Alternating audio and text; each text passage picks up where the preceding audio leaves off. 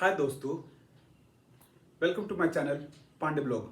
मैं नरेश पांडे आपको English reading करना सिखाता हूं और अब से मैं कुछ उनके जो हार्ड वर्ड होते हैं उनका मीनिंग बताऊंगा और सिनोनिम्स बताऊंगा, ताकि जो जो एग्जाम में इंग्लिश पूछे जाते हैं, जिनका वर्ड मीनिंग पूछा जाता है, वो आपको हेल्प करेगा ये मेरा वीडियो।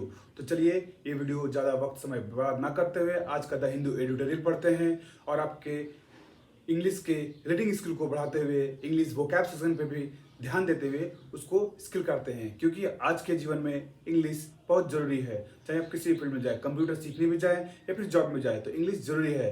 तो इंग्लिश बोलने के लिए, समझने के लिए रीडिंग करना आना ही चाहिए। तो रीडिंग मैं सिखाता हूँ, मेरे साथ रहिए और आप कुछ ही दिन में देखेंगे कि आप रीडिंग कर भी पा रहे हैं और आप इंग्लिश समझ भी पा रहे हैं। क्योंकि मैं अब जब भी पढ़ाऊंगा तो उसका वर्ड मीनिंग बता दूंगा, तो आप जब भी 2-3 बार उसकी चीज़ को पढ़ेंगे तो आपको अपने आप समझ में आ जाएगी। तो जब आप पढ़ना समझ जाएंगे, समझना सीख जाएंगे, तो आप धीरे धीरे देखेंगे कि आप बोल भी पा रहे हैं।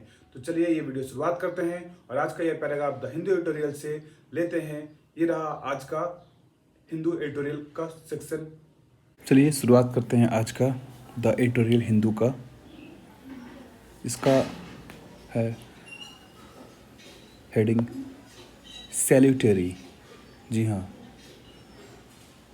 Salutary steps. इसका जो हार्ड वर्ड है, जो मार्क किया हुआ है, आप देख सकते हैं येलो कलर का, वो सब मैं बाद में आपको समझा दूंगा वीडियो के अंत में। तो वीडियो के अंत तक मेरे साथ बने रहिएगा और आपका इससे साइनो भी, उसमें इसका साइनो भी मैं बता दूंगा, मीनिंग के साथ साइनो, ताकि आपका वोकैब सेक्शन भी अच्छा हो जाए। तो चलिए आगे बढ़ते हैं। New norms under high court नज NUDG नज will help prevent a fresh surge after counting day, amid criticism that it did not enforce steps to curb the spread of COVID-19 during the protracted campaign for assembly elections in 4 states and 1 union territory with sufficient vigor। जी हाँ, VIG या vigor, इसको vigor पढ़ते हैं, vigor. The election commission of India has now banned victory procession after the result are declared on May 2। अच्छा, और एक बात बताइएगा कि इलेक्शन कमीशन का भी चीफ कौन है? चीफ इलेक्शन कमीशन कौन है? कमेंट में। इससे आपका करंट अफेयर भी कुछ हो जाएगा, यदि आप कमेंट करते हैं, यदि आपको सच में कॉम्पिटिटिव एग्ज़ाम या फिर नॉलेज भी गेन करना है तो। चलिए आगे पढ़ते हैं। It has also restricted to, देखिए यहाँ यहाँ टू छोटा और यहाँ टू, देखिए ना कितना प्रोनाउंसिएशन डिफरेंस है। Restricted to the number of persons who can accompany the winning candidate, accompany मतलब साथी होता है, हाँ, to meet the returning officer and collect the election certificate. These are significant steps to prevent any escalation। ये जितने सारे mark किए हुए मैं आपको वीडियो के अंत में इसका सारा मीनिंग बता दूंगा, ताकि आपको समझने में भी आसानी होगी। In the already alarming infection rate, further the ECI मतलब Election Commission of India has come up with measures at counting centers, including a stipulation that agents cannot enter the counting hall without producing either a negative test report for COVID-19 or final vaccination report, while such stringent समझ में,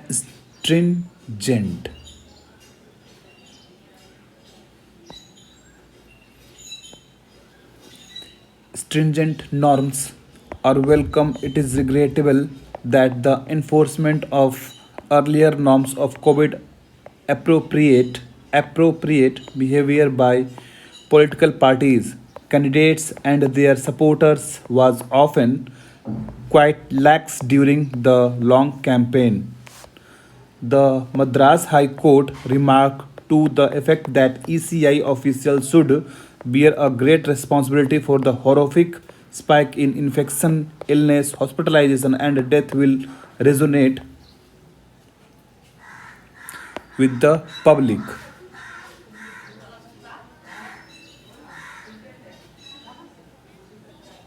While it was quite in order that the court voiced its displeasure with the ECI for failing to make all parties adhere to its norms, the suggestion by the bench that ECI officials should bear sole responsibility for the situation was avoidable, bordering on the intemperate. However, the court cautioned that the counting process should not become a catalyst for a new surge, has undoubtedly doubt DOUT the doubt this ये undoubtedly मतलब उसमें pressure दिया गया है undoubtedly helped and lead to new norms for counting day activities. As the election draws to a close, the time may have come for the ECI to reconsider its resort to multi-phase polling as a permanent practice. Granted, some states are prone to violence, but should it not reconsider the practice, taking into account the strides made in communication and logistics? Multi-phase voting has been defended for the last 3 decades as something necessary because of the time needed to move central forces to different part of the country. Security and sensitivity in the select constituencies are also considerations. However, in the present round, the first 3 phases of the West Bengal election were held alongside those of Assam, and polling in the 3 other states and Puducherry was completed on April 6. With only one state left, there was a good case of fulfilling logistically requirements within a week or so and getting the remaining polling work done in 1 or 2 phases by April 15. A prolonged campaign मतलब rally होता है सभाएं होता है ये सब contributes to build up of tension covering an entire state as few phases as possible will help localize the potential for violence, prevent the spread of tension due to the virulence of the campaign, besides reducing the fatigue of forces deployed throughout the campaign up to the day of counting. A shorter election may be safer one too. इसमें ये बोला गया है कि अच्छे steps बनाए जाएं ताकि जो इतना बड़ा इलेक्शन चल रहा है, जो इतना महामारी फैला हुआ है आसाम में, देश में महामारी फैला हुआ है, आसाम में इलेक्शन हो रहे हैं, पुदुचेरी में, फिर से हमारे बंगाल में कितना दिन तक चल रहा है, तो उन लोगों के लिए एक इलेक्शन कमीशन बोल रहा है कि देखिए भाई जितना जल्दी हो सके उतना ख़त्म कीजिए ताकि ये इन सब चीज़ से हम लोग को जितना कम इन्फेक्शन बढ़ सके उतना अच्छा रहेगा, और जो फोर्स हैं उन लोगों को भी थकावट ज़्यादा हो रहा है, इधर से उधर जाना पड़ रहा है, तो इसी के बारे में कहा गया है। तो अब चलिए ये जो हार्ड जो वर्ड हैं उनका थोड़ा मीनिंग में जान लेते हैं और थोड़ा सिनोनिम्स उसका जान लेते हैं। तो चलिए हम लोग चलते हैं वर्ड मीनिंग और सिनोनिम्स की तरफ। आज 29 अप्रैल 2021 का जो मैंने पढ़ाया उसका हार्ड वर्ड जो है उसका मीनिंग देख लेते हैं। सैल्यूटरी, शुरुआत में देख सकते हैं सैल्यूटरी, उसका मतलब होता है लाभदायक, हितकारी। इसका सिनोनिम्स आप देख सकते हैं प्रॉफिटेबल, एडवांटेजेस, सेमिनल, फ्रूटफुल, एल्यूमोजनरी। ये आप थोड़ा देख सकते हैं, ये थोड़ा अच्छा खासा अच्छा वाला है। जो आपको लगेगा कि हाँ वो जो एग्ज़ाम में आएंगे उनको मैं थोड़ा टिक कर दूंगा, ये तो इसको ही याद रखिएगा सैल्यूटरी को। फिर प्रॉफिटेबल हो गया और सेमिनल हो गया, ये दो अक्सर इंग्लिश एग्जाम में पूछे जाते हैं सिनोनिम्स में।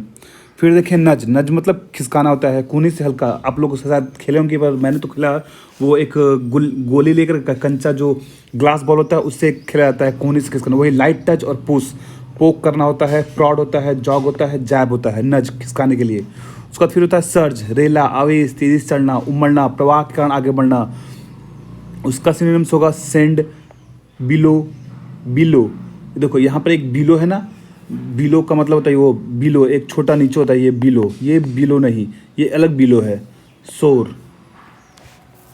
उसके बाद फिर देखते हैं प्रोट्रैक्टेड। प्रोट्रैक्टेड मतलब लंबा, फैला हुआ, बहुत अधिक विस्तार हुआ। उसका सिनोनिम्स होगा प्रोलॉन्ग्ड। इसको याद रखिए, ये थोड़ा बहुत ज़्यादा पूछा जाता है, प्रोलॉन्ग्ड। स्कैटर्ड भी पूछा जाता है, हमारे जहाँ जहाँ इंग्लिश का सिनोनिम्स पूछा जाता है वहाँ पर ये सब पूछा जाता है। तो ये प्रोट्रैक्टेड, प्रोलॉन्ग्ड और स्कैटर्ड। उसके बाद विग्योर। विगर, विगर मतलब क्या होता है, ताकत, शक्ति, ऊर्जा, फुर्ती, जोश, ये सब होता है। तो इसको तो याद रखिएगा ये विगर को। उसके बाद फिर याद रखिए एडेंसी, पोटेंसी, ये सब, ये 2-3 हैं जो अक्सर पूछे जाते हैं हमारे इंग्लिश जहाँ जहाँ पूछा जाता है। फिर एस्केलेशन। एस्केलेशन होता है वृद्धि, गहरा हो जाना। Aggravation, rise, hike. एग्रेवेशन पर थोड़ा ज़्यादा ध्यान दीजिएगा, एग्रेवेशन और ये एस्केलेशन, ये 2 बहुत महत्वपूर्ण है। फिर स्टिपुलेशन मतलब शर्त, करार, कंडीशन, ऑर्डर। जैसे कोई शर्त दिया जाता है ना कि नहीं इसको तुम्हें करना होगा, तो वही स्टिपुलेशन बोला जाता है। तो यहाँ पर उतना कुछ नहीं, तो आप जानते हो, बस स्टिपुलेशन को याद रखिएगा, यही। उसके बाद फिर स्ट्रिंजेंट। स्ट्रिंजेंट मतलब कड़ी से कड़ी, सख्त, कठोर। जो लोग होता है ना, कठोर शब्द दिया जाता है उसको होता है। तो इसका इसमें रिगेरियस थोड़ा याद रखिएगा, रिगेरियस बहुत ज़्यादा है, और ये स्ट्रिंजेंट, ये 2। उसके बाद फिर चलते हैं इन्फोर्समेंट, बाध्य कर देना। को एरेजन होता है, को असर्सन, ये थोड़ा याद रखिएगा, ये 12 पूछा जाता है। प्रॉम्प्टिंग भी पूछा जाता है बहुत नहीं, लेकिन को असर्सन बहुत जाता है, और इन्फोर्समेंट को। फिर रेजोनेट, संबंधित, किसी से संबंधित तो उसको रेजोनेट कहते हैं। उसके बाद वॉइस्ड, गूंजने वाला स्वर, सॉफ्ट, सोनेट मतलब जो गूंजता है ना, जो गाता है तो बहुत ज़्यादा गूंजता है, उसको बोलता है वॉइस्ड। एडहियर मतलब पालन करना, समर्थन करना, किसी से चिपक जाना, ज़्यादा चिपक जाते हैं, मम्मी पापा से चिपक जाते उस तरह से। अटैच, कोहियर, ये कोहियर और एडहियर याद रखिएगा, ये 2 भी पूछे जाते हैं। और अबाइड मतलब पालन करना, समर्थन करना, ये भी होता है। इनटेम्परेट, इनटेम्परेट मतलब होता है असंयमी, बेलगाम, जो एकदम इधर उधर घूमते रहता है, असंयमी, जिसका कोई नहीं है, उसको बोलते हैं। तो इनटेम्परेट तो याद रखिएगा ही। उसके बाद याद रखिएगा अनब्रिडल्ड, फिर से इनकॉन्टिनेंट, फिर से अनबैलेंस्ड। अनबैलेंस्ड तो याद जानते हैं, लेकिन इनकॉन्टिनेंट, इनकॉन्टिनेंट ये, और ये अनब्रिडल्ड, ये 2 याद रखिएगा। उसके बाद फिर कैटलिस्ट, उत्प्रेरक, मुख्य स्रोत जहाँ से निकलता है। फिर प्रोन, इच्छुक, झुका हुआ, उसको बोलते हैं। जो वो प्रोन है मतलब किसी करने के लिए वो इच्छुक है, प्रॉन है वो, तो उसको बोलते हैं इंटेंट, इच्छुक है, रेडी, कीन, ईगर। ये डिजेरियस, ये डिसीरियस, ये रखिएगा अच्छे से याद।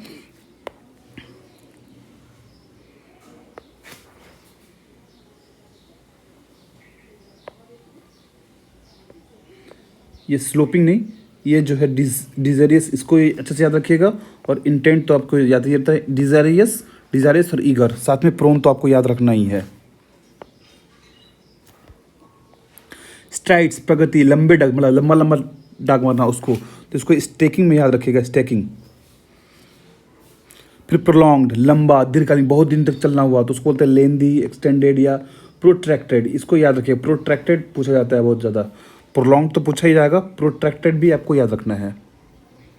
फिर यहाँ विरुलेंस, डाह, द्वेष, विषैलापन, किसी में मन होता है ना जेलेसी वेलेसी, उसको बोलते हैं विरुलेंस। तो विरुलेंस तो आपको याद रखना ही है साथ में, एनवी, जेलेसी। मेलेवलेंस बहुत पूछा जाता है, एक होता है मेलेवलेंस, एक होता है बेनेवलेंस। मेलेवलेंस तो मतलब द्वेष होता ही है, इसका होता है बेनिफिट, मतलब किसी का हितकारी, हितकारी, हितकारी होता है, इसका अर्थ थोड़ा द्वेष होता है। और ये मैलिग्निटी, ये और ये मेलेवलेंस, ये याद रखिएगा। फिर फटीग मतलब थका जाते, काम करते थक जाते ना, तो उसको बोलते हैं एग्जॉस्ट, ये पूछता है। और टायर्डनेस तो जानते हैं, लेकिन ये फटीग याद रखिएगा। ये था आज का आपका ये सब पूछा हुआ। मैं फिर से संडे को उसको रिपोर्ट कर दूँ, जितना एक वीक में पूछा जाएगा और सबको रिपोर्ट कर दूंगा। आप एक पेन और पेपर लेकर के इसको अच्छे से लिख लीजिएगा, ताकि आपका वोकैब सेक्शन भी अच्छा हो जाए। तो चलिए, तो दोस्तों कैसा लगा मेरा आज का ये वीडियो पार्ट? आपने देखा, पहले पैराग्राफ पढ़ा, उसके बाद फिर आपने सिनोनिम्स भी पढ़ा, उसके साथ साथ उसका मीनिंग भी। यदि आपको अच्छा लगे तो प्लीज लाइक कीजिएगा, बुरा लगे तो डिसलाइक भी कीजिएगा, और उसका रीजन भी बता दीजिएगा। और कमेंट में यदि कोई इंप्रूवमेंट चाहिए तो बता दीजिए, ताकि मैं कुछ और इंप्रूवमेंट कर दूं, ताकि मैं हेल्प कर सकूं। क्योंकि मुझे पता है कि जब एक हिंदी मीडियम का इंग्लिश पढ़ जाता है तो बहुत सारी दिक्कत होती हैं, क्योंकि मैं भी वहीं से बिलोंग करता हूँ। तो चलिए आज का ये वीडियो यही समाप्त करते हैं।